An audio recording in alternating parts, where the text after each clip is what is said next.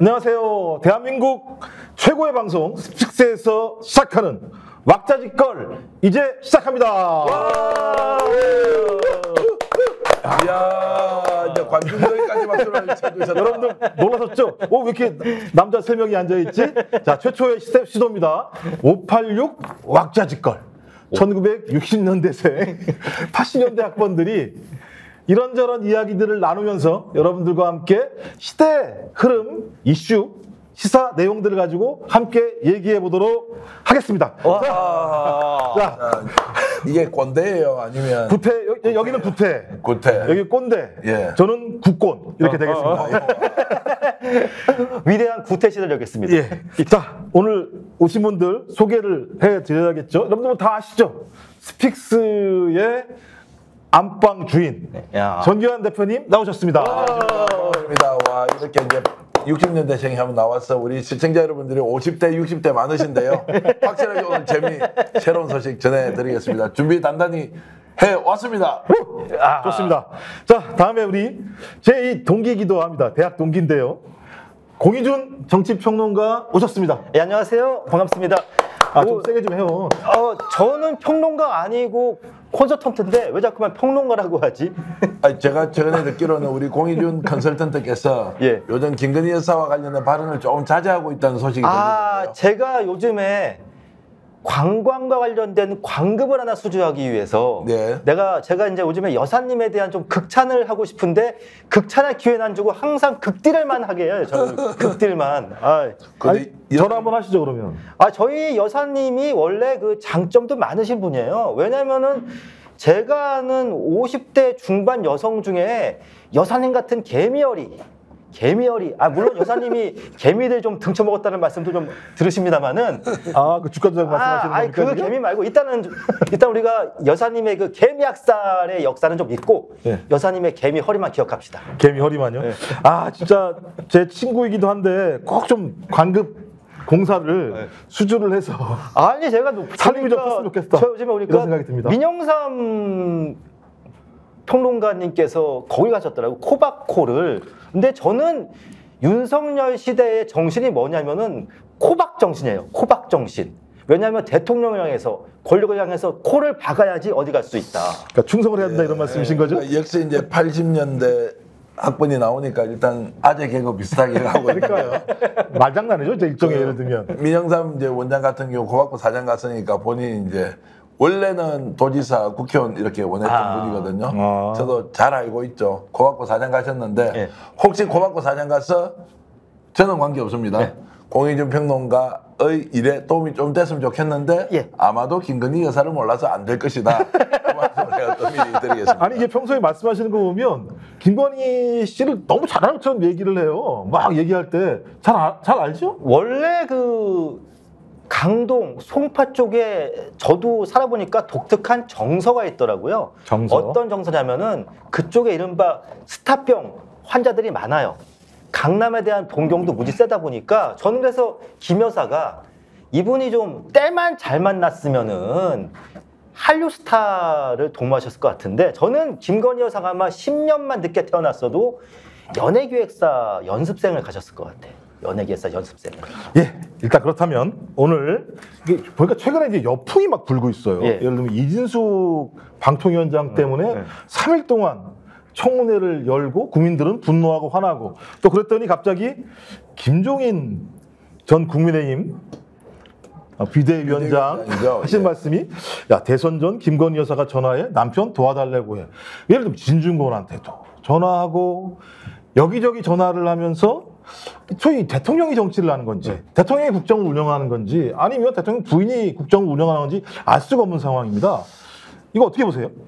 그러니까 이제 대통령을 보조해서 뭔가 하고 있을 것이라고 상식적인 수준에서 생각했는데, 최근 들어서 여러 가지 상황이 다 폭로되고 증거가 나온 뒤에 확인해 보니까 김건희 여사가 직접 주도를 하고 있고 오히려 윤석열 대통령이 보조자 역할을 했다라는 게 사실로 드러나는 것 같아요.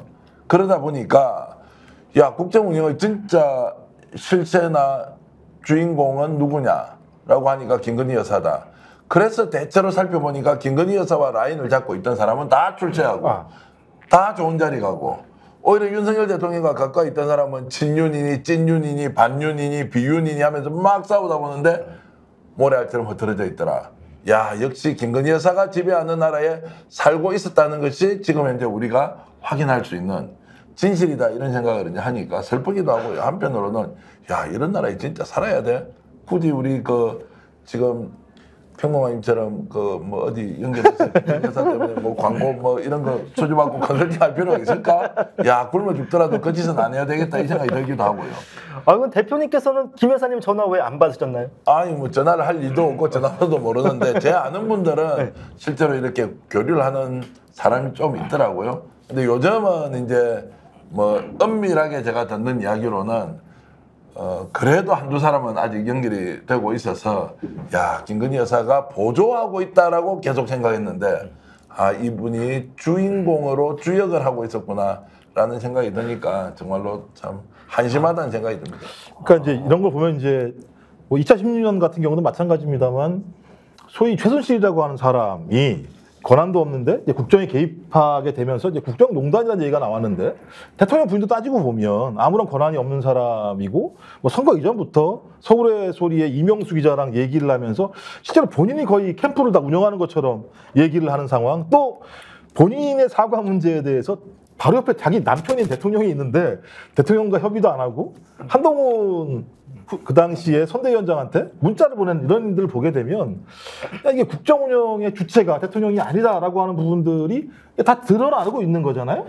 저는 요번에 이제 김종인 전 위원장의 인터뷰에 관계된 거 저도 관련 기사를 좀 봤는데 저는 김 여사를 만났다는 것 자체가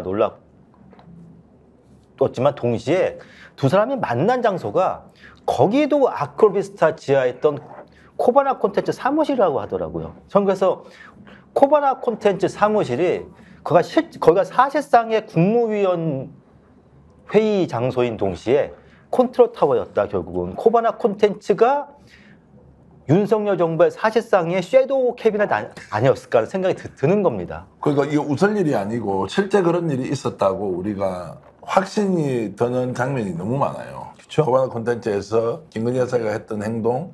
그래서 제가 이제 기억을 거꾸로 돌려보면 정권 출범 초기에 국회의원 중에 딱 한 사람이 김건희 여사와 연결해서 뭔가를 계속 한다는 것. 이제 처음에는 이렇게 생각했죠. 아, 대통령이 워낙 주변에 측근들을 많이 감싸고 있으니까 그나마 뭔가 좀 진언을 하려면 김건희 여사 쪽으로 알려서 대통령께에게 들어가야 되는 뭔가의 통로를 확보한다고 생각했는데 야, 그때 지금 뭐 금감위원부터 해가지고 여러 가지 인사개입설, 장관, 내정 관련된 이런 이야기들이 많았거든요. 아, 이게 진실이었을 가능성이 매우 높구나. 그 사람 제대로 라인을 잡았구나. 그리고 김건희, 윤석열 대통령 두 사람의 관계를 정확하게 파악하고 있어서 어디를 찌르면 이게 이제 통하는지, 그러니까 만사 여통이죠. 만사 근통이죠. 자, 이제 이런 상황으로 만들어 갔던 거를 지금 확인할 수 있다. 그리고 오늘 그 김건희 여사와 관련된 그 김종인 전 위원장의 이 보도 내용을 보면요. 특이한 게 하나 있죠. 윤석열 총장이 검찰총장 시절에 전화해서 한번 만나자고 했다는 거 아니에요. 그때 거절을 본인이 아니고 제3자를 통해서 거절을 했다는 거예요. 자, 이것도 이상하지 않습니까? 현직 검찰총장이 정말로 김종인만 움직이면 뭔가 판이 바뀌는 이런 정도의 정치적 거물을 직접 전화해서 보자고 했다는, 이것도 이상하고, 그 뒤에 3개월 지나서 김건희 여사가 전화해서 다시 보자고 하니까 자, 신랑하고 같이 나왔더라. 김건희 여사가 부탁을 하더라. 이 장면도 그 시점에는 뭐 그럴 수도 있겠다라고 생각하지만 한 2, 3년 지난 지금 다시 생각해보면 야, 이게 김건희가 자신이 직접 정권을 만들었다라고 생각할 만큼 주도권을 행사했다, 이렇게 볼 수밖에 없는 거예요. 근데 그 윤석열 그 당시 후보가, 아니 후보는 아니었죠. 윤석열 검찰총장이 왜 김종인 전 비대위원장이랑 만나지 않으려고 했을까요? 굳이?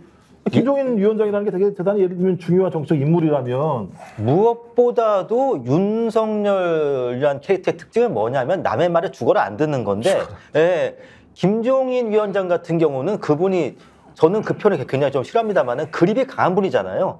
그러다 보니까 내가 저 사람을 옆에 두면 내가 저 사람한테 휘둘린다는 생각을 했을 수도 있고, 그리고 저는 방금 정규환 대표님께서 아주 중요한 지적을 해주셨는데, 우리는 지금까지는 윤석열에게 가기 위한 통로가 김건희인 줄 알았습니다.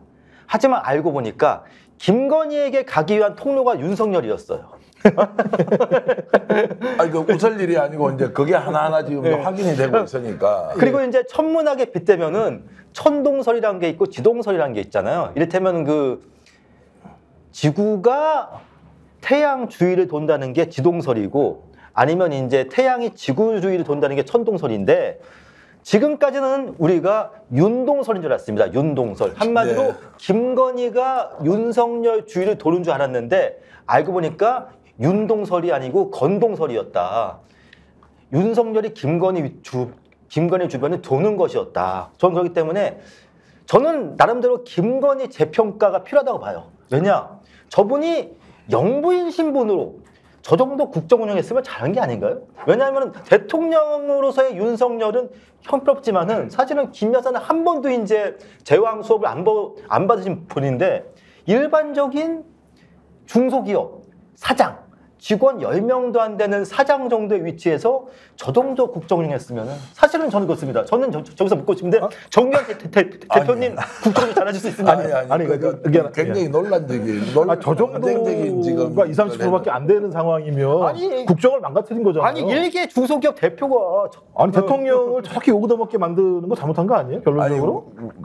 아니 뭐 그것도 있고 우리 국민들이 그 김건희 여사를 재평가해야 될 만큼 이 사람이 역사적 인물도 아니고 뭐 교과서에 나올 사람도 아닌데 재평가에 일단 동의도 좀 하기 어렵고 그다음에 일반적인 중소기업 사장 뭐 출신 정도의 인물이 이 정도 국정 운영을 했으면 된 거 아니냐라고 하는 것도 자칫 잘못 들으면 아니 김건희 여사한테 우리가 맡긴 게 아무것도 없는데 국민이 위임한 게 없는데 대통령이 해야 될 일을 본인이 했으면 이게 국정농단이고 범법행위를 저지른 것이다 생각하고 따져야 하는데 김건희 여사는 여기에 굴하지 않고 지금 제2부서실까지 설치해서 이제 다시 뭔가를 해보겠다고 하는 이것이 저는 본인의 국정 통치 또는 국정 주도권을 더욱더 강화시켜 나가겠다는 의지까지 이제 드러난 것이니까 이거는 혹독하게 사실 비판을 해야 되는 거 아니냐. 이거를 국민들이 우스개로 넘어갈 일이 아니라 이거 받아들일 수 있느냐 없느냐. 이거는 보수 진보의 문제를 떠나서 김건희 여사가 이렇게 깊숙하게 국정 운영에 개입하는 거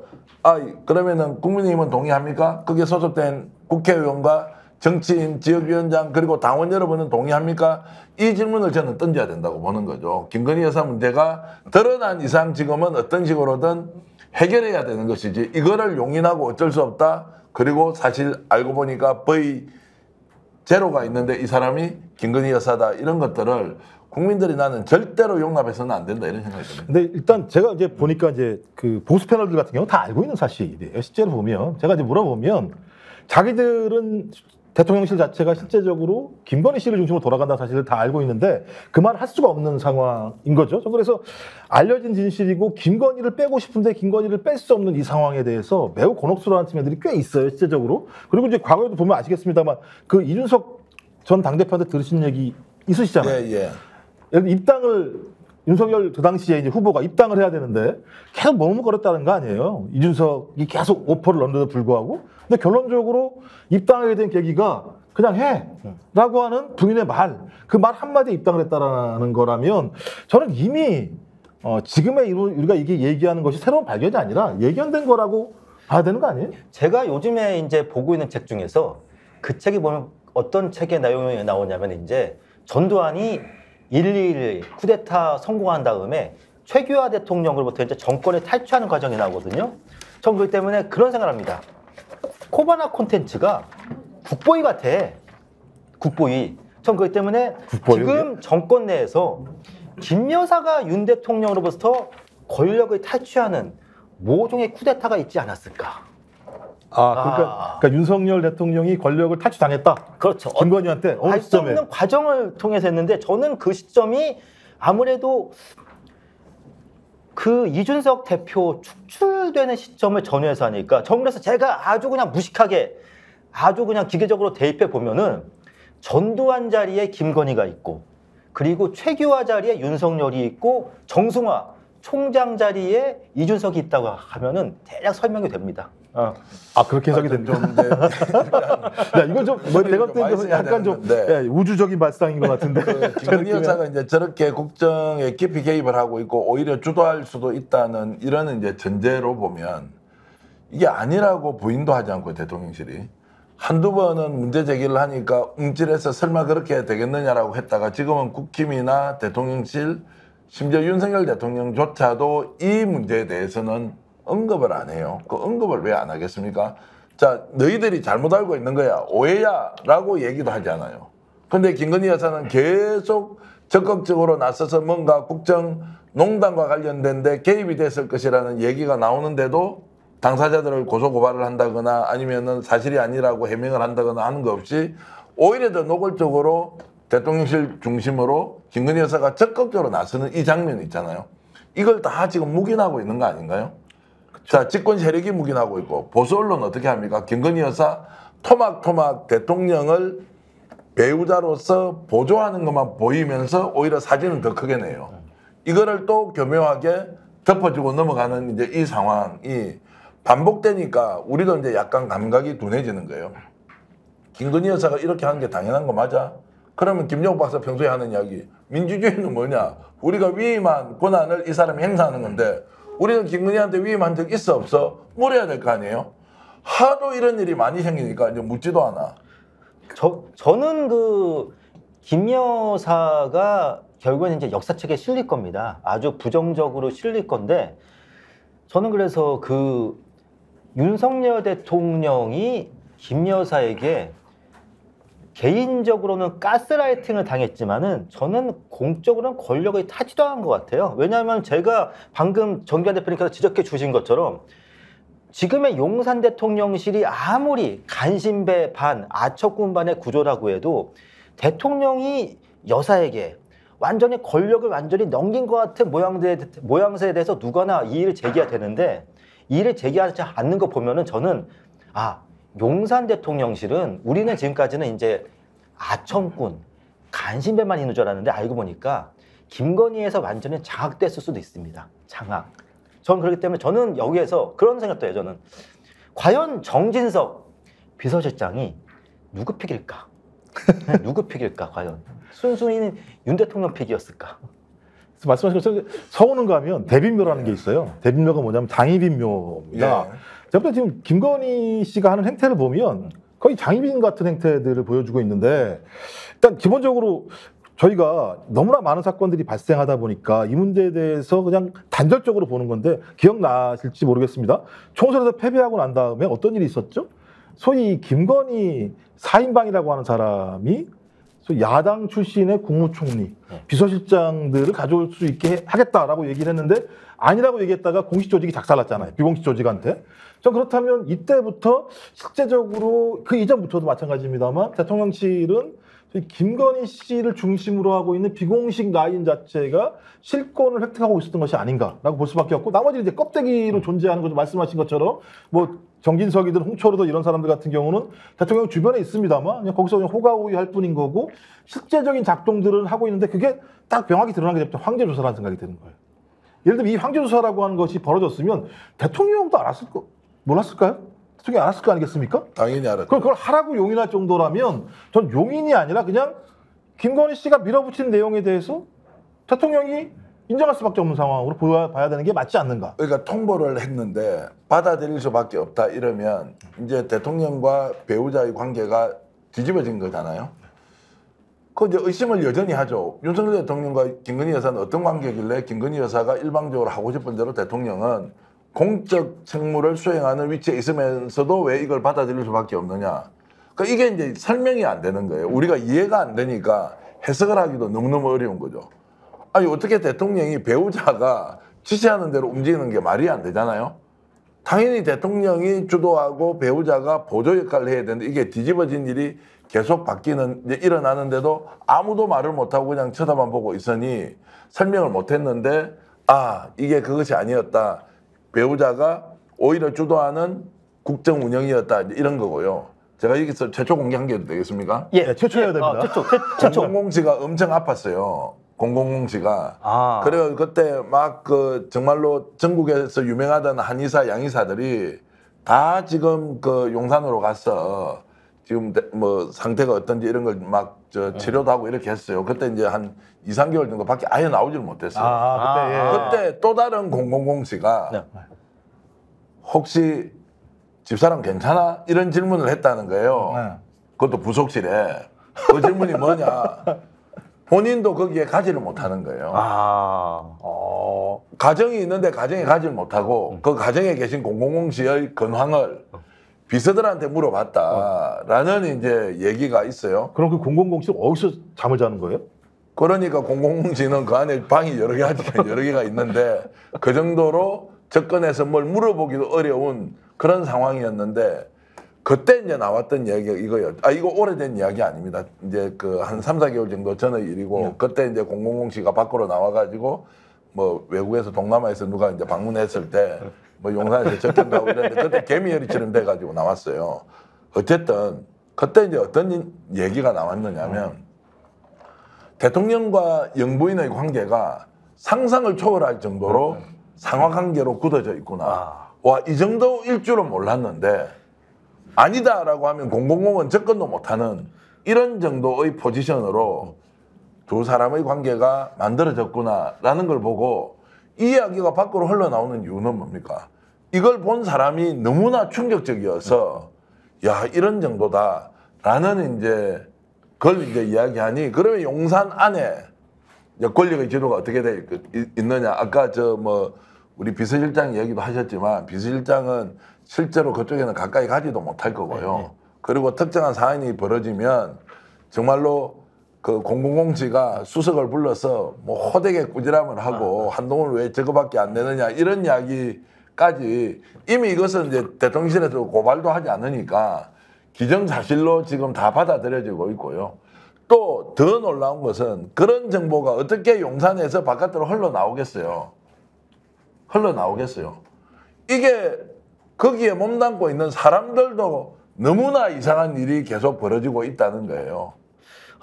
아니 그럼 이제 관저가 무슨 잠실운동장도 아니고 관저가요? 네. 이 부부가 사는 데인데 부부가 이제 저 누군지는 이야기 안 했어요. 저도 누군지 저도 이름은 얘기 안 했습니다.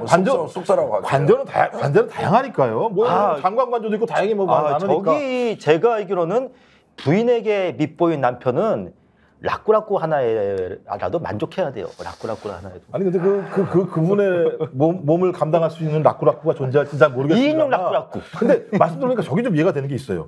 그러니까 000씨가 수석을 불러서 나무랐다 이런 얘기가 막 흘러나오지 않습니까? 네, 이 정도 상황이면 아니 저 같으면 아니 당신이 뭔데 나한테 이래라 저래라 얘기를 하는 거야. 야 상식적으로 당신이 예를 들면 뭐 대통령을 통해서 나한테 얘기하면 난 이해할 수 있어, 인정할 수 있어. 근데 직접 나를 불러가지고 당신이 그런 얘기하지라고 하면서 에이씨 나 그만해.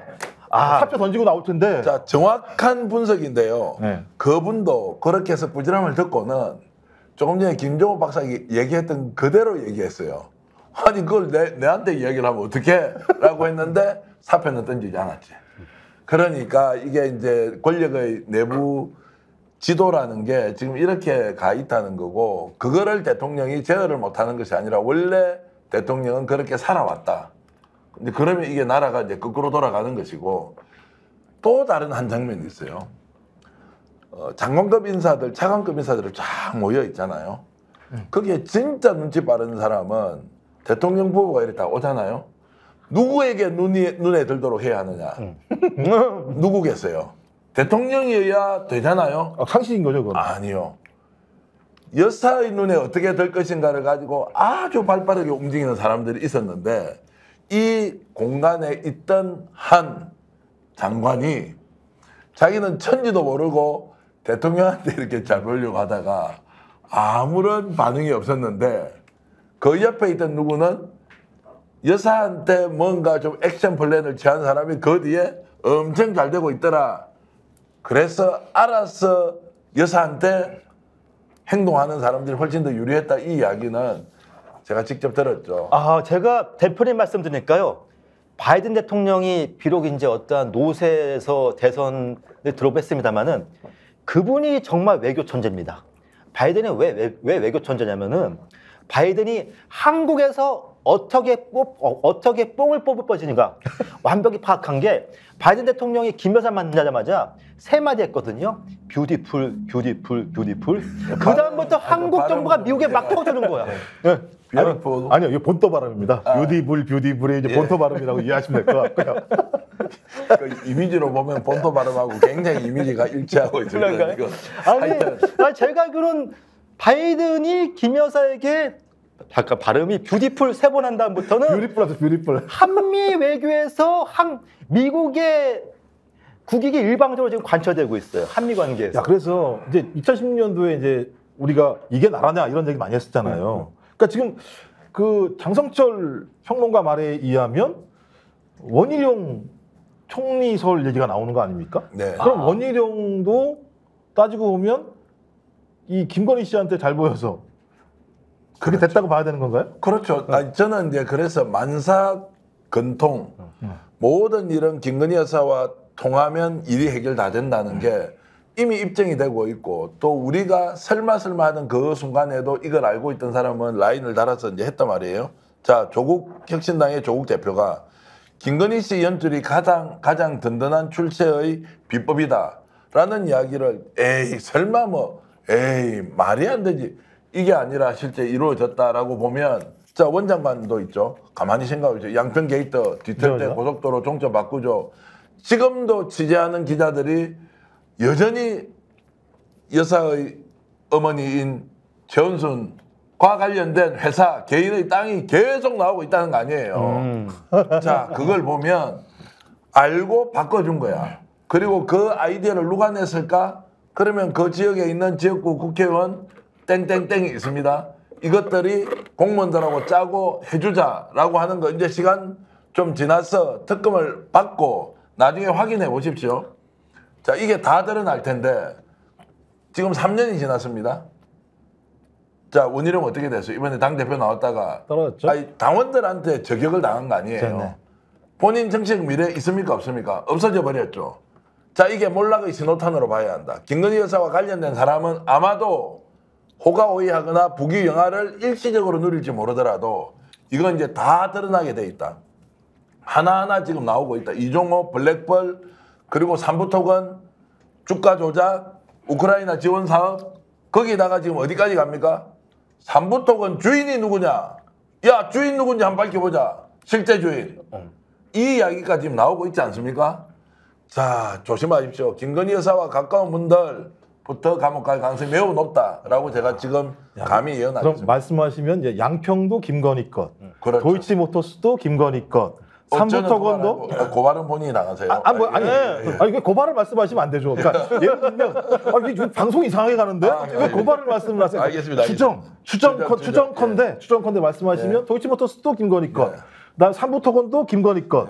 그럼 이제 가면서 계속 땅 따먹고 있다는 거잖아요 지금. 네. 그러니까 근데 거기서 대통령의 권한을 활용해서 네. 계속 땅을 따먹고 있다. 근데 거기서 김 박사님께서 한 가지 중요한 거를 누락하셨어. 네. 어떤 거냐면은 윤석열도 김건희 거. 예, 근데 그건 약간 가장 중요한 걸 악성자상인가? 제가 까먹었네요. 조금 더 나가볼게요. 자 그런데 돈을 이제 어디서 버는지를 한번 보세요. 돈. 양평 게이트 실패했잖아요. 그렇죠. 국내에서 벌려고 했잖아요. 그지 외국 나가서 돈 벌잖아요. 네.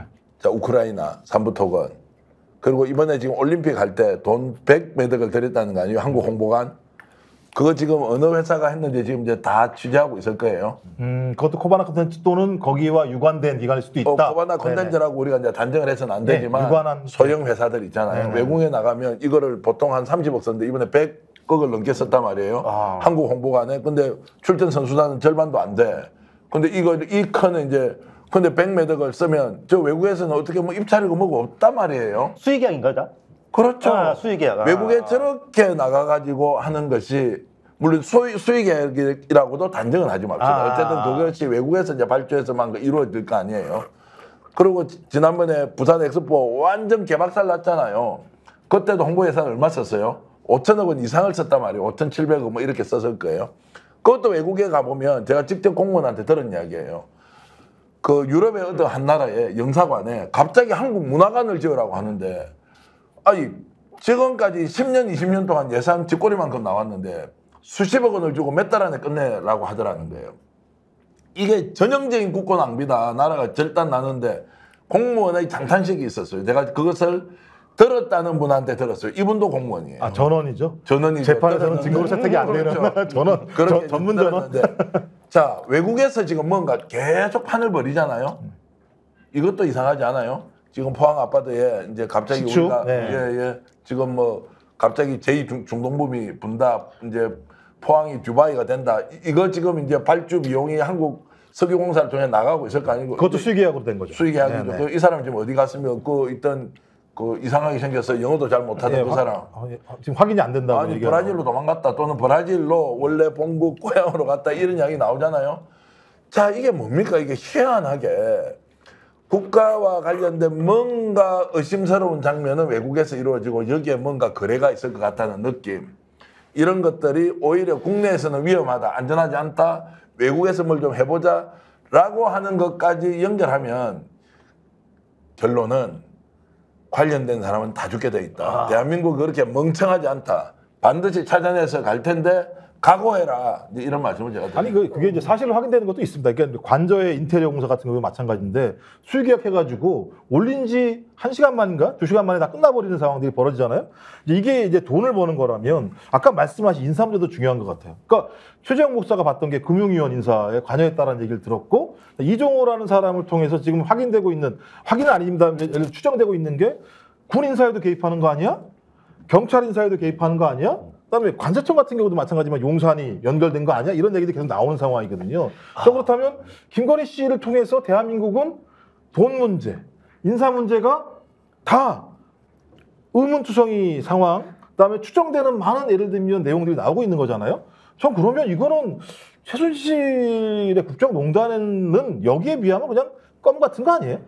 최순실 씨는 말 몇 마리, 물론 말이 보통 말은 아니었는데 저는 그렇기 때문에 주로 김 여사가 이벤트, 인테리어, 발주, 전문 용어로 약간 좀 옷간의 냄새가 나는 데는 주로 많이 관여하시는 것 같아요. 관여하시는 것 같다는 거지 관여하셨다는 건 아니에요. 저는 관여하셨을 수도 있다는 거지 뭐. 근데 이제 너무너무 화가 나는 게 뭐 지금 제가 막 얘기한 것처럼 너무나 많은 공부를 해야 되는 상황이잖아요. 네. 이것저것. 그래서 제가 볼 때는 저희가 머리가 좋아져야 될 수밖에 네, 없는 상황이라는 생각이 들어요. 그래요? 머리가 좋지 않고서는 현 정권에 맞서서 제대로 싸울 수가 없다. 자, 머리가 좋아지려면 어떻게 해야 되는지 좀 알려주시죠. 그러면은 중고등학교 때 공부를 열심히 해서 대학을 본인의 역량에 맞게 가야 한다. 이런 건데. 자, 그래서 중시엠을 보고 와야 됩니다. 잠깐. 머리가 좋아지는 방법. 잠깐 광고 보고 돌아오겠습니다.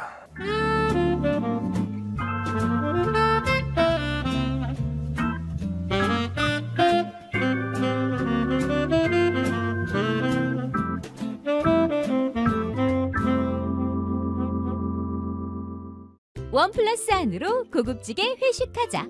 경성 한우 400평 규모, 550석 규모의 웨이팅 없는 한우 맛집. 경성 한우.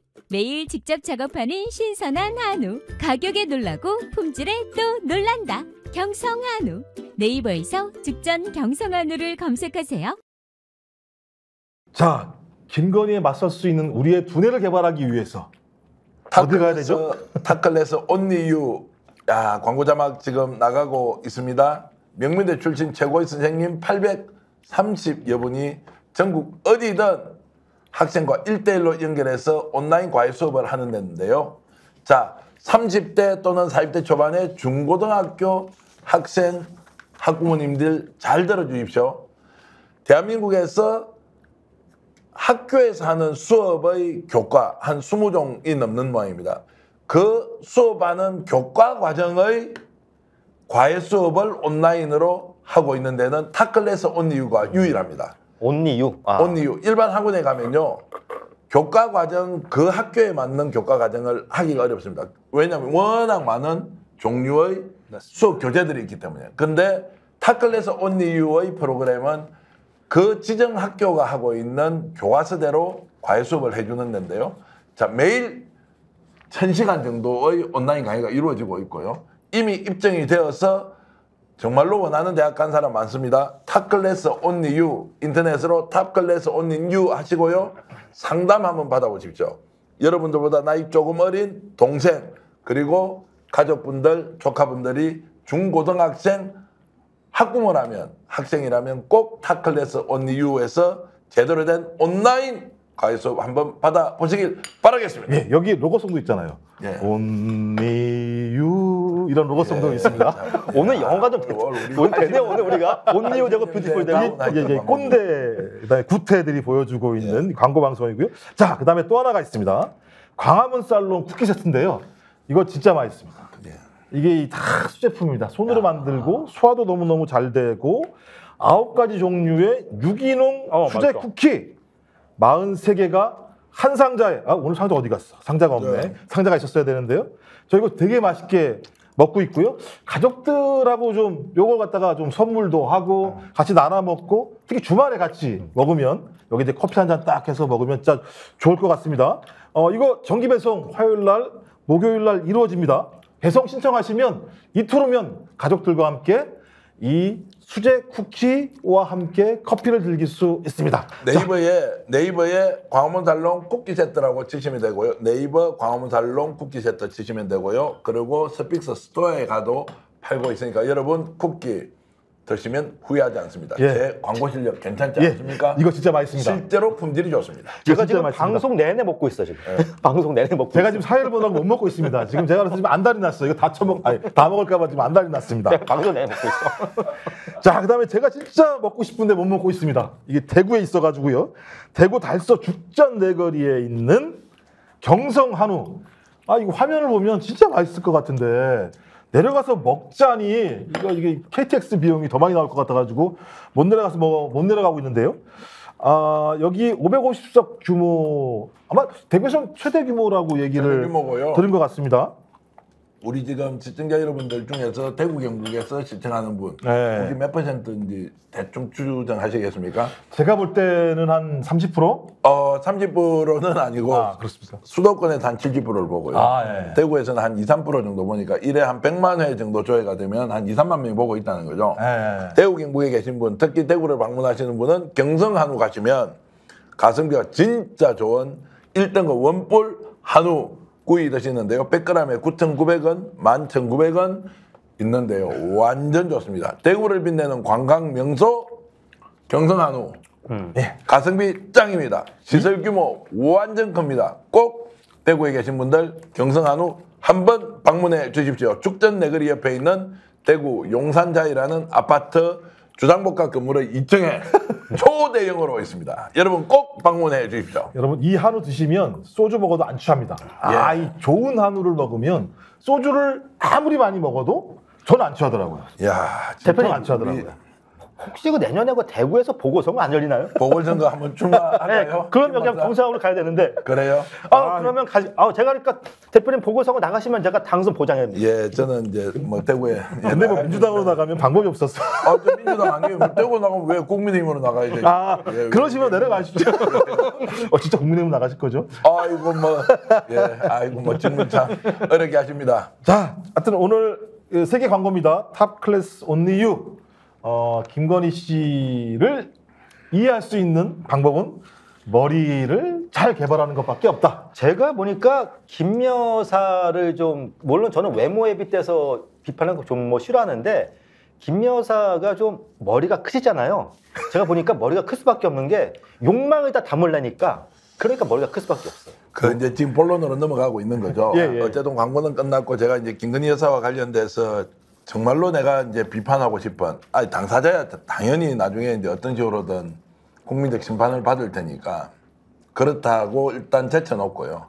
대한민국 언론에 대해서 정말 한마디 안 할 수가 없다. 이 사실을 알고 있단 말이에요.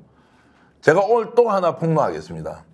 언론사에 용산과 관련된 땡땡땡 씨와 땡땡땡 씨가 전화를 엄청 했을 거 아니에요. 언론사에. 이것 좀 부탁했을 거 아니에요. 직접 합니까?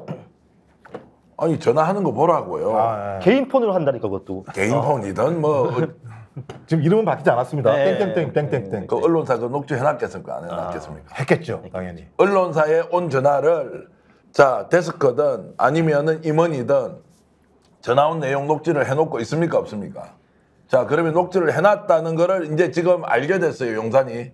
이 언론사 공격할 수 있습니까? 없습니까? 못하죠. 얼마나 많이 전화를 했는지 어떤 내용이 녹취가 되어 있는지 모른단 말이에요. 그러면 여기는 땡땡땡 씨만 있고 땡땡땡 씨는 없습니까? 있겠죠. 자, 이렇게 섞여 있지 않습니까? 이렇게 정말로 아나무인격으로 또는 필요할 때는 어디든 전화를 해서 했단 말이에요. 언론사가 이걸 알고 있단 말이에요. 근데 비판하지 않아. 자기 이익에 도움이 안 되니까. 제가 그 이유를 좀 설명드리겠습니다. 최근에 이제 언론사들이 온라인 광고에 굉장히 의지하고 있는데 온라인 광고를 하려면 하나 거쳐가는 데가 있습니다. 코바코. 민영삼 이렇게 되는 거죠 지금? 코바코. 그러니까 이게 정부 광고나 이런 게 이제 연결이 돼 있고 하니까 자기들이 살기 위한 걸 두 가지를 선택하죠. 자, 김건희 여사가 너무 많이 개입하고 있다. 용산이 문제가 많다고 하는 것은 공격이 들어올 것을 대비해서 일단 키핑하고 있는 저는 녹취 파일이라고 생각해요. 두 번째, 이제 그렇게 해서 국민의 눈을 닫아버리죠. 기성 언론들이 지금. 두 번째는 자신들의 이익을 극대화시키려면 시키는 대로 따라가줘야 될 거 아니에요. 그러면은 양문석 의원 이야기에 의하면 뭐 1조 원도 넘다. 국가에서 지금 쓰고 있는 홍보 예산이. 그중에서 몇백억이 갔는데 이번에 MBC로 갈 돈이 뭐 TV조선으로 갔다. 거기에서 간 돈만 해도 뭐 60억이 넘어섰다. 이렇게. 아니 6억도 아니고 60억이면 얼마나 큰 돈입니까? 특정 언론사에 국가 예산을 그냥 광고 홍보비로 줘버리잖아요. 이거를 받아먹으려고 언론이 제소리를 안 내요. 연합뉴스 지금 어떻게 되어 있습니까? 연합뉴스가 정말로 국가의 기관 통신망으로 제대로 지금 하고 있습니까? 연합뉴스가 정권에 나팔 줍니까? 아닙니까? 예전에 이 정도는 아니었다고. 맞습니다. 그러면 예산 지원 받으려고 하니까 어쩔 수 없이 가버리고 그러면 레거시 미디어가 다 그러면 정부 예산 받겠다고 또는 그거 줄 것을 기대하고 역할 안 한다. 자, 여기에 대한 우리 국민들의 비판이 엄청 저는 쏟아져야 된다고 생각하죠. 당사자는 권력을 사유시켜서 나라를 마음대로 좌지우지하고 있어. 이거를 감시해야 될 때가 어디예요? 자, 국회에서 야당, 그리고 바깥에서는 언론 아니에요. 언론이 안 해, 동조해. 그러면은 내가 언론사 운영하시는 분들, 기자 여러분께 질문 한번 드릴게요. 김건희 여사가 하고 있는 이 행태를 정말로 우리가 상식 수준에서 양해할 만큼 되는 내용이에요, 이게? 정말로 우리가 논쟁적으로 김 여사가 외교활동을 더 많이 해야 된다, 덜 많이 해야 된다, 이런 건 논쟁하는 거예요? 권력을 완전 사유해서 인사개입, 그 다음에 이종호 같은 자를 내세워가지고 말도 안 되는 국정농단의 배후에 있다는 이 의심이 있는데 언론은 드러난 증거가 없기 때문에 그냥 일단 김 여사 말만 반쯤 실어서 이거를 그냥 다루고 가자. 이렇게 하고 있는 이 언론을 우리가 그대로 두는 것이 맞느냐. 정말로 이런 말씀을 꼭 드리고 이것은 정권만의 문제가 아니라 그 정권을 비호하는 언론 사주도 엄청나게 문제가 많다는 말씀 꼭 드리고. 너무 화를 내시니까 제가 끼어들기가 좀 애매해요. 갑자기 이제 말을 하다 보니까 화가 그러니까 났는데. 이렇게 대표님이 이렇게 화가 났으면 우리 국민들은 얼마나 더 화가 났겠습니까? 근데 이제 오늘 지금 대표님을 통해서 확인된 정보가 세 가지가 있죠. 하나는 뭐냐면 땡땡땡이 땡땡땡에게 접근을 못하고 있다. 이게 이제 하나가 이제 저기 있었죠. 예, 이런 얘기가 있었고 두 번째는 국무위원들이 땡땡땡보다는 땡땡땡에게 눈을 맞추려고 한다라고 하는 부분들에 대한 얘기가 국무위원급이라고 할게요. 예, 국무위원급. 그 다음에 언론은 땡땡땡과 소위 이익을 공유하려고 노력을 하면서 정권의 잘못된 부분들에 대해서는 전혀 언급을 하지 않으려고 한다. 어느 정도 내용이 저는 지금 거기서 가장 저는 그러한 비판이 들어올 줄 땡땡땡이 아시고 그래서 인터넷 광고 집행기관인 코바코에 어떤 분이 보내주셨지 않습니까? 사전대. 그것도 땡땡땡이 보낸 겁니까? 제가 알기로는 우리 여사님께서 유튜브를 즐겨 보시거든요. 아쉽게도 특히 이제 이른바 보수 유튜브를 많이 보시는데 저는 그렇기 때문에 우리 여사님이 민영삼 그 원장 프로도 많이 보셨을 것 같아요. 다른 땡땡땡도 그 유튜브 자주 봐서 전화하고 술도 먹고 한다고 그러던데요. 저는 그렇기 때문에 제가 기대하는 게 있어요. 우리 그 큰 땡땡땡이 술김에 극우 유튜버의 실명으로 한번 슈퍼챗 한번 날리는 일이 한번 생길 것 같아. 누구? 네. 누구를 말씀? 슈퍼챗을 날리는 것들이. 슈퍼챗. 이제 잘 알고 있으니까 참 비판하기 어렵고 그리고 이제 다음에 필요하면 제가 열심히 한번 취재를 해서 유튜브 하시는 분들은 제가 많이 알고 있으니까요. 이렇게 저렇게 한번 여쭤보고 정말 배경이 이야기한 대로 뭐 김건희 여사가 있는지 아닌지 이거는 이제 확인을 할 수 없는데. 저는 요번에 이제 그 요번에 국민의힘 전당대회에서 아까 이제 원희룡의 패배가 사실은 김 여사의 패배랑 마찬가지인 게 당원 투표에서 원희룡 전 장관이 20%도 못 얻었어요. 사실은 이게 국민의힘 당원들 중에서도 윤 대통령이나 김 여사를 지지하는 사람이 5분의 1밖에 안 된다는 거예요. 자기네 당원 애들 중에서 5분의 1밖에 안 되는데 참 그래서 전 그렇기 때문에 요즘에 그런 패러디가 많이 나옵니다. 어떤 패러디가 많이 나오면 그것부터 나왔는데 지금의 용산 대통령실의 분위기가 2차 대전 패전 말기에 베를린의 총통 참모와 비슷하다. 그러니까 이건 사실 이준석 대표가 한 말이기도 한데 이거는 저는 이준석 대표가 제 얘기를 베껴간 것 같아요. 제가 옛날에 글로 썼었거든요. 어떤 거냐면은 윤 대통령은 존재하지 않는 지지층을 동원하려고 한다. 존재하지 않는 지지층을. 예. 일단 이 문제는 핵심적으로 저는 생각할 때 일개 사인이 소위 국정농단을 통해서 인사에 개입하는 건 민주주의를 파괴하는 거다. 이권에 개입하는 건 소위 국정농단이다라고 볼 수밖에 없기 때문에 지금 나온 내용이 사실이라면 저는 누가 뭐라고 하더라도 이건 100% 탄핵 사유라고 생각이 들고요. 더 큰 문제는 그 기억나십니까? 민정수석실을 임명하고 난 다음에 6일 만에 검찰 인사를 했고 소위 김건희 씨를 수사했던 핵심적인 라인이었던 서울중앙지검장이 바뀌기 시작을 하면서 2달 동안 질질 끌었고 실제적으로 서울지검이 했던 게 황제조사를 시행했던 거 아니에요? 황제조사 끝나고 난 다음에 어떤 일이 벌어졌습니까? 제2부속실 설치해라. 특별감찰관 임명해라. 제가 볼 때는 김건희 씨 입장에서는 다 끝난 거예요. 이 문제와 관련해서. 저는 혹시 우리 셋 다 구태니까. 꼰대이기도 혹시 하고요. 대표님이나 혹시 김 박사님 옛날에 클레오파트라 영화는 아시나요?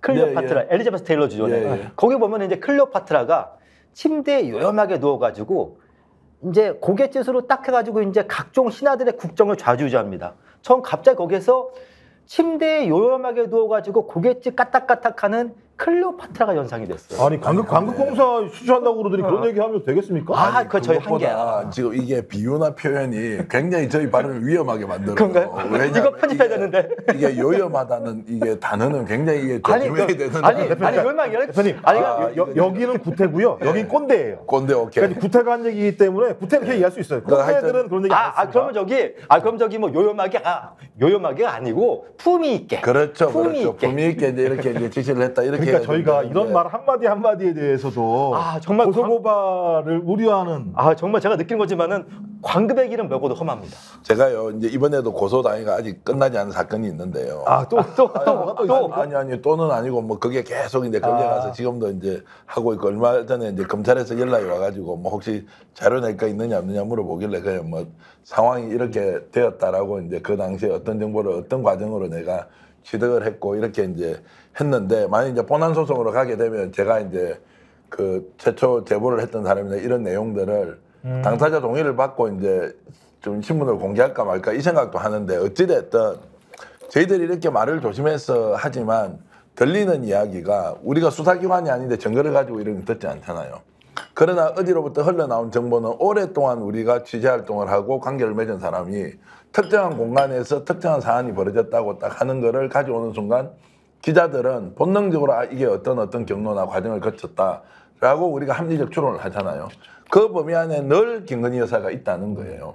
김건희 여사가 있고 김건희 여사와 관련된 사람이 잘 되고 있다는 것도 분명하고 윤석열 대통령이 여기에서 힘을 오히려 못 쓰는 것 같다라고 생각을 하는 것이 합리적일 정도로 심각하게 지금 나라가 거꾸로 돌아가고 있는데 정말로 1000번쯤 양보해서 인사에 뭔가 조언을 했다. 이 사람 좋아요. 저 사람 좋아요. 이 정도까지는 배우자로 됐다고 칩시다. 근데 이 권력을 가지고 돈놀이를 해먹었다고 하잖아요. 마약 사건이 터졌는데 관세청 공무원이 관련이 됐는데 이것도 봐주라고 하는데 만약 나왔다? 이종호라는 자가 예를 들어서 박정훈 대령 관련된 여기에 임성근을 봐주라고 하는데 알고 보니까 도이치모터스 주가 조작 세력이 그 로비를 했고 그걸 받아서 대통령이 경로를 하고 왔던 이 과정 이런 것은 중대한 국가의 기관과 국가의 체계를 아예 무너뜨리는 행위잖아요. 근데 이거 조심하셔야 됩니다. 이거.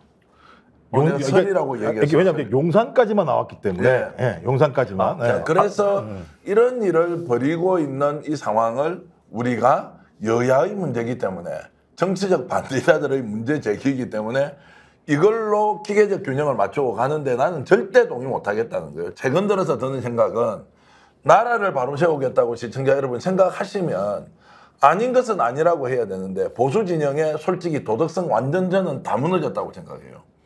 진보 진영이 너희들은 그때 그렇게 했느냐 안 했느냐 아니요. 근본적으로 차이가 너무 많이 나요. 질적으로 너무나 다른 거고 지금 이렇게 하고 있는데도 대한민국의 양심 재력은 일어나지 않아요. 지도층들이 책임감을 가지고 이건 아니라고 스스로 비판하지 않아요. 언론요 자기 이익 때문에 다 덮어주고 있어요. 그런데 이 국정농단은 중단 없이 계속 해먹고 있어요. 지금도. 눈 하나 깜짝하지 않고 해먹고 있어요. 부끄러워서 숨고 도망가야 될 거 아니에요. 그렇지 않아요. 왜냐하면 수사기관 다 장악하고 있으니까 누르면 된다. 여기에 서울법대 나온 애들 그리고 검사 출신들이 고위직 공무원들이 맞다고 박수치고 뒤에서 마치 그것이 정당한 것처럼 옹호해 주잖아요. 에라 우리 다 서울대 아니니까 천만 다행이죠. 정말로 그런 생각이 듭니다. 그런데 저는 오늘 김 박사님이 이제 시종일관 사인이라는 걸 강조하셨는데, 근데 사인도 그런데 저는 그분이 조만간 사인 신분이 맞으실 것 같아요. 조만간 이제 사적인 개인이 넘어가지고 국가 관리하에 넘어가실 것 같아요. 학교에 들어간다는 말씀하시는 겁니까? 국립학교 가실 것 같은데 더 이상 뭐 사인은 아니실 것 같아요. 좀 흥분해서 이야기하니까 옆에서 자꾸 나오는 얘기가 막 진도가 막 너무 많이 나가가지고 조금. 그러니까 예를 들면 지금 이제 김건희 씨 뭐 논란도 많이 있습니다만 또 이진숙 좀 짧게라도 예. 그러니까 이진숙 씨 문제와 관련해서 방통위원장이 됐습니다만 아니 9시에 대통령이 임명하니까 11시에 취임식하고 5시에 회의 열어서 7시에 공영방송 이사를 선임하는 그야말로 예를 들면 군사작전 같은 일들을 벌이고 있고 이런 일을 벌이고 있는데 이상희라고 하는 국민의힘 미디어 본부장 같은 경우는 뭔 잘못이 있어? 잘못한 게 아무것도 없잖아. 아니 MBC는 그냥 주식회사 아니야? 주식회사에서 법인카드를 썼는데 도덕적으로야 문제가 될 수 있을지 모르겠지만 법적으로 뭐가 문제가 있어? 뭐 이런 식의 예를 들면 아까 말씀하신 도덕성이라고는 살펴볼 수도 없고 또 MBC를 공영방송이라고 얘기하다가 이럴 땐 또 예를 들면 그냥 사적인 주식회사잖아 이렇게 얘기하고 있는 그러면서 어떤 형태로든지 이걸 그냥 물타고 넘어가려고 하는 이런 모습들 이거 예를 들면 진짜 이건 엄청나게 저희가 공부하고 화내고 열받아야 될 내용들 아닙니까? 그러니까 뭐 자기 나라 아니고 뭐 남은 거니까 그렇게 쓰고 말고 이렇게 하겠죠. 자기 거라면 그렇게 썼겠어요. 그리고 지금 이런 부분에 대해서도 이진숙 후보 또는 이진숙 지금 위원장이지 않습니까? 이런 행태에 대해서 본인은 끝까지 부인하고 단 한 개라도 인정하는 순간 이게 사법 처리가 되니까 끝까지 부인한다는 것은 결국 경찰이나 검찰이 수사하지 않는 이상은 본인은 어쨌든 부인으로 일관했기 때문에 범죄 사실을 확정할 수 없잖아요. 그걸 이제 아는 일종의 법꾸라지 이제 기획 같은 것이었고 지금 뭐 나왔던 그 도덕성 뭐 이런 거 다 따져보면 횡령 뭐 이런 거 뭐 엄청나게 지금 적용할 만한 것들이 나왔잖아요.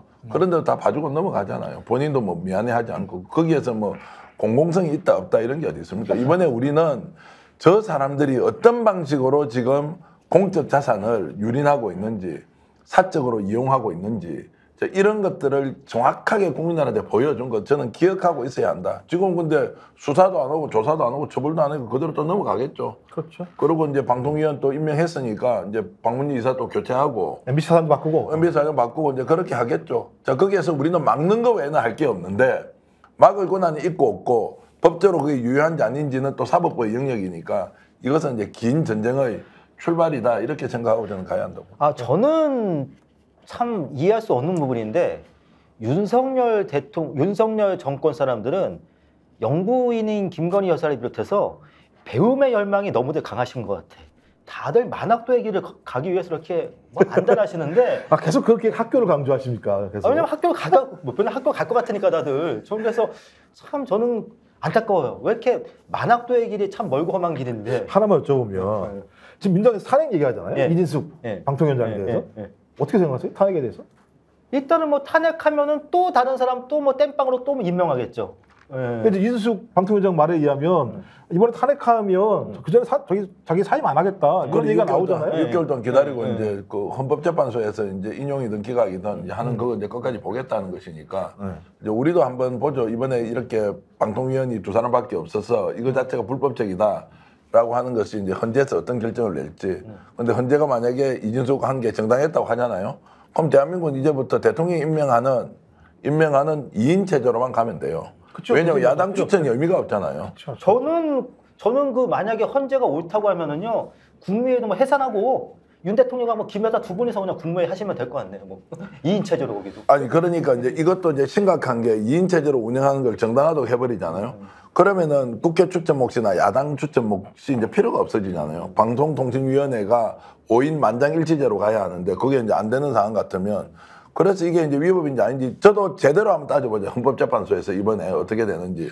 그리고 MBC 이제 사장이 임명이 되잖아요. 이제 이걸 가지고 싸우는 것은 MBC가 공영방송으로 기능을 유지해야 된다는 쪽과 또 MBC 내부 종사자들 있지 않습니까? 이 사람들이 이제 목숨 걸고 싸워야 되는 상황이 올 것이고 거기에서 장악이 돼버렸다. 그러면 이제 땡윤 방송으로 갈 거 아닙니까? 그것도 우리가 목격하는 수밖에 없고 그러면 KBS, YTN 이제 이 다음에 MBC다. 이제 이것은 또 거대한 전쟁의 출발이기도 하다 이런 생각이 듭니다. 저는 우리나라는 보통 지금까지 한국의 공영방송이 지향해야 될 모델을 자정업된 게 영국 BBC지 않습니까? 그런데 윤 대통령이 생각하는 공영방송의 바람직한 모습이 영국 BBC가 아니라 가세연이나 고성국 TV나 이봉규 TV 같아. 아무튼 윤 대통령은 전 방송의 극우 유튜버와 그걸 어떠한 집권 과정 생각하신 것 같아요? 일단 뭐 지금 보면 그러니까 뭐 2인 체제가 정당하다고 이제 김홍일 전 방통위원장이 얘기한 네. 거잖아요. 바람직하진 않지만 위협적이진 않다. 이건 좀 김홍일 개인의 사견이에요. 왜냐하면 서울 고등법원에서 나온 판례에 의하면 이게 예를 들면 방통위법을 위반할 수 있는 소지가 있다라고 다 얘기를 했었고 이 부분에 대해서는 본안 판단, 본안 심리에서 결정할 부분이라고 얘기했기 때문에 저는 지금 계속 얘기하고 있는 정권의 얘기는 사실이 아닐 수도 있고 말씀하신 것처럼 사법부도 정권의 압력에 못 이겨서 그렇게 판단을 낼 수 있다는 생각이 듭니다만 그런 식으로 진행된다면 실제적으로 앞으로 집권하면 방송은 무조건 권력이 장악할 수 있다라고 하는 선례가 구조가 만들어지는 상황이기 때문에 저는 매우 심각한 상황으로 가고 있다. 저는 뭐 방송 문제뿐만 아니라 저는 윤 대통령이 기본적인 사고가 글러먹었어요. 생각이 글러먹은 게 정권이나 이제 집권 세력 입에서 법은 법적으로 문제 없어 얘기가 나왔다는 거는 그분들이 이제 정상적인 국정 운영을 포기했다는 거거든요. 저는 그 대통령이나 정권 수뇌부 얘기에서 법적으로는 문제 없다. 이 얘기는 해서는 안 될 얘기입니다. 아무튼 지금 정권 사람들은 해서는 안 될 얘기를 너무나 쉽게 하고 있고 그리고 해서는 안 될 일을 너무나 쉽게 하고 있는데 저는 계속 강조드립니다. 여러분 결국 가실 곳 학교밖에 없습니다. 아니 그러니까 법적 문제가 없기 때문에 해도 된다. 이것도 우리가 정확하게 좀 따져야 될 게 법적으로 문제가 있으니까 문제 제기를 하는 거지 실제로 법적으로 문제가 없는데 정치적으로 문제가 있다는 것은 정말로 우리가 논쟁해 볼 만해요. 토론해 볼 만해요. 관점이 다를 수 있지 않습니까? 이것은 명백하게 범법 행위로 의심되는 사안들이기 때문에 법으로 다스려서 법으로 책임을 물어야 한다는 게 명확하게 저는 기준과 전제가 돼야 될 것 같고 그런 면에서 일어나고 있는 일련의 사항들은 범법이다, 범죄 행위다 라는 관점으로 접근해서 하나하나 따져야 된다. 이것은 관용의 범위를 이미 넘어서 있다는 거예요. 보수, 진보의 문제 또는 관점의 차이, 여당, 야당 이런 문제가 저는 아닌 명확한 범죄 행위의 영역으로 가 있는 부분은 하나하나 반드시 따져야 한다 이런 말씀드리겠습니다. 그러니까 핵심적으로 이제 우리 헌법에도 자유민주적 기본 질서라고 얘기하는 게 예를 들면 폭력적 자의적 통치를 하지 말라고 하는 게 핵심적인 거거든요. 근데 말씀하신 것처럼 그냥 법 위반 아니야라고 아니 왜 행정부가 지들이 법 위반인지 아닌지를 판단을 하냐고요. 그러니까 삼권 분립에도 어긋나는 행위를 하고 있고 전 더 놀라운 게 그러니까 국민의힘이나 용산의 판단에 의하면 그런 거잖아요. 야 사회여 부패해라. 사회여 부패해라. 왜냐하면 주식회사의 임원이 남편인 사람은 아무나 자기 마음대로 카드 법인카드 한도 이상으로 써도 상관이 없다라고 얘기를 하는 거잖아요. 법적으로. 그다음에 대통령 부인이 핸드백을 받으니까 직무상 상관이 없으면 받아도 문제가 없다는 거잖아요. 그러면 공무원 부인이든 아니면 주식회사의 임원이든 자기 마음대로 그냥 쓰면 되는 거예요. 우리 사회에서 매우 좀 실험적인 형태의 구태와 꼰대 대화를 나눴었는데요. 어땠는지 잘 모르겠습니다. 아마 여러분들의 반응이 좋다면 앞으로 이런 식의 구태와 꼰대의 결합을 통한 구토방송을 앞으로 계속 진행하도록 하겠습니다. 자, 여러분 지금까지 시청해주셔서 너무너무 감사합니다. 고맙습니다. 고맙습니다. 스픽스는 말하는 언론입니다. 대세는 유튜브, 그중에서 스피츠. 좋아요, 댓글, 구독, 알림 설정. 여러분이 저희를 사랑해 주시고 우리가 여러분을 사랑하는 4가지 방법입니다.